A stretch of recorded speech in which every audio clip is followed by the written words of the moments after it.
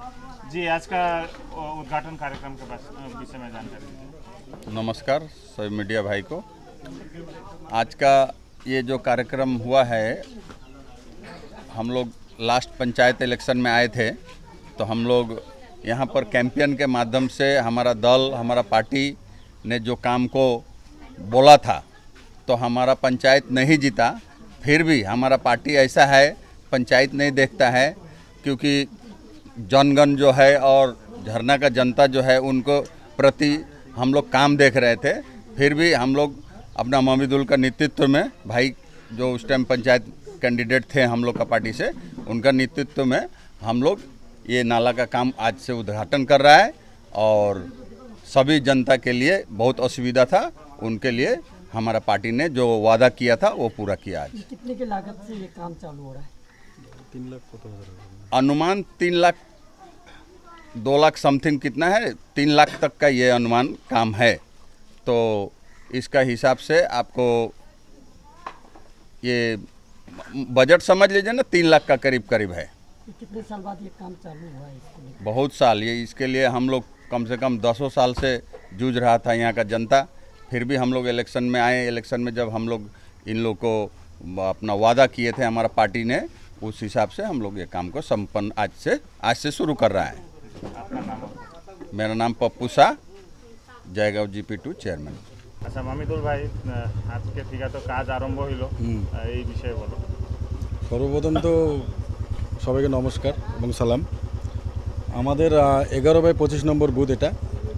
তো বিগত পঞ্চায়েত ইলেকশনের আগে যখন এখানে ক্যাম্পিং হয়েছিল, তো ক্যাম্পিংয়ের মাধ্যমে এখানে একটা রাস্তা এবং এই যেটা ড্রেনের কাজ আজকে শুরু হচ্ছে সেই ড্রেনটা, এবং তারপরে দুখানা বোর্ডিংয়ের জন্য সবাই মানে এখানকার জনগণ দাবি রেখেছিল। তো সেই টাইমে আর কি আমাদের দলের যারা নেতৃত্বরা ছিল, আমরা ছিলাম, সকলে মিলে এখানকার জনগণকে আমরা ওয়াদা করেছিলাম যে আফটার ইলেকশনের পরে আমরা এই কাজগুলো আমরা করব। তো তারপরে আমাদের জয়গাঁও 2 নম্বর গ্রাম পঞ্চায়েতের প্রধান আঞ্জু খাতুন এবং আমাদের উপপ্রধান ফুরবাল আমা এবং সাথে আমাদের পার্টির চেয়ারম্যান এখানে দেখতে পাচ্ছেন আমাদের পাপ্পু সাদা, এবং তারপরে আমাদের ইউথের GP2 প্রেসিডেন্ট অজয় দা, এবং জহিন বাহিনীর অঞ্চল প্রেসিডেন্ট জহির, এবং আমাদের আলিপুরদুয়ার জেলা তৃণমূল কংগ্রেসের চেয়ারম্যান মাননীয় গঙ্গাপ্রসাদ শর্মা মহাশয়, ওনাদের নেতৃত্বে এবং আমাদের অঞ্চল প্রেসিডেন্ট ফুরবাল আমা মহাশয়ের নেতৃত্বে আজকের এই কাজ আমরা করতে পেরেছি।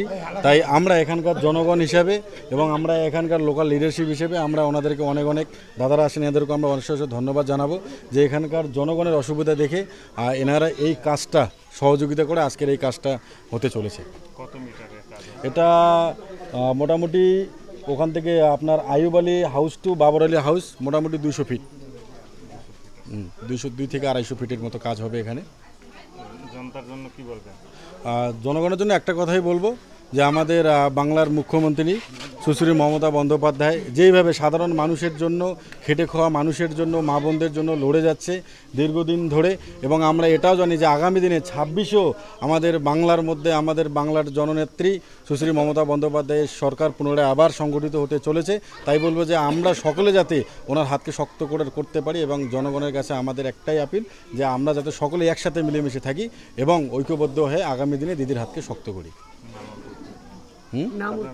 আমার নাম মমিদুল হক, আমি জয়গাঁও 2 নম্বর অঞ্চল যুব তৃণমূল কংগ্রেসের সহকারী সভাপতি।